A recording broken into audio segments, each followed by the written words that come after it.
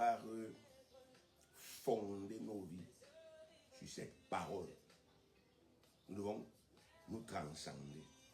Parce que pour pratiquer la parole, dans certaines conditions, il faut se transcender, il faut se dépasser.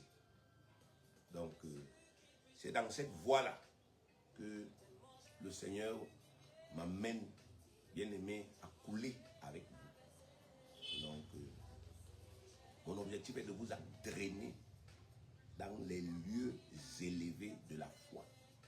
Parce que la foi est efficace. Et c'est ce dont nous allons parler aujourd'hui. L'efficacité de la foi.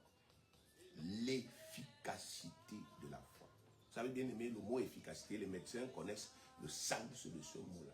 Parce que quand on dit par exemple qu'un médicament est efficace, ça veut dire que le médicament là produit exactement les effets escomptés. Il produit exactement les résultats escomptés. Quand vous utilisez ce médicament, selon les normes, alors il produit exactement les effets qu'on escompte, qu'on désire. Bien aimé, la foi aussi est comme ça. La vraie foi est comme ça. La vraie foi est efficace. La vraie foi produit toujours les résultats escomptés, indépendamment des conditions dans lesquelles vous pouvez vous trouver. Et c'est justement, bien aimé, l'objectif que nous nous assignons aujourd'hui. Parce qu'il y a beaucoup de gens qui se disent, mes conditions sont extrêmement mauvaises, alors ma vision doit changer. Alors, je ne peux plus attendre, n'est-ce pas, effectivement, que Dieu me donne X ou bien Y chose. Je ne peux plus espérer que mon rêve se réalise. Donc nous avons eu le temps d'observer les vies, n'est-ce pas, des enfants de Dieu. Et nous nous rendons compte que quand les conditions sont défavorables, quand les situations sont mauvaises, les enfants de Dieu n'arrivent plus pour la plupart à se transcender, à se dépasser. Ils se contentent de l'à peu près, de l'approximation. Que ce soit en matière de la santé, que ce soit en matière de la prospérité, la réussite, la percée, etc.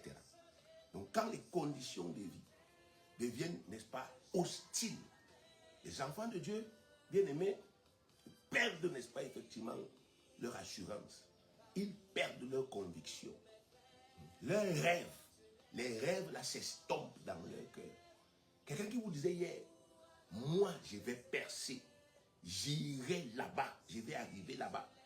Bien aimé, parce que les choses sont devenues archi difficiles, totalement contraires et quasiment impossibles. Alors, son rêve aussi meurt, bien aimé. Donc, à un moment, dans sa tête, lui-même conclut que rien ne peut plus changer.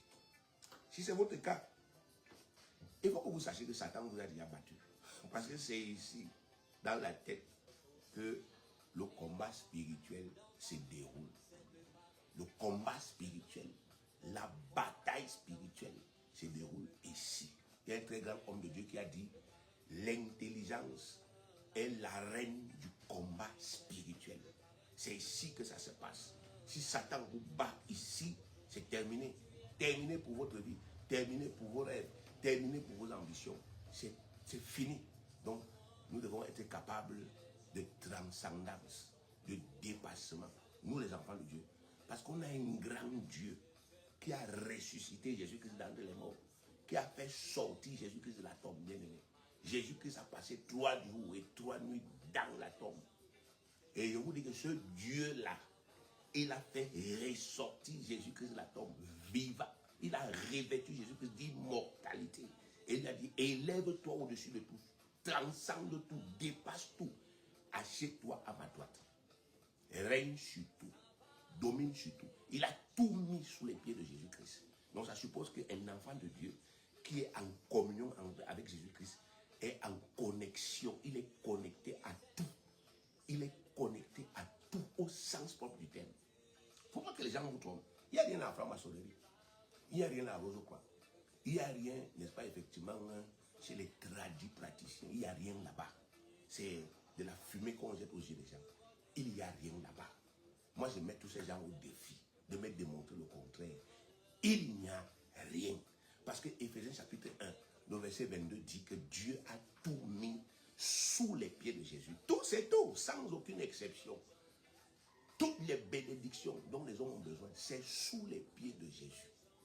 C'est sous les pieds du Christ de Jésus, le Fils de Dieu, qui a donné sa vie en sacrifice pour, n'est-ce pas, nous racheter et pour faire de nous un peuple nouveau sur la terre, des hommes et des femmes spirituels.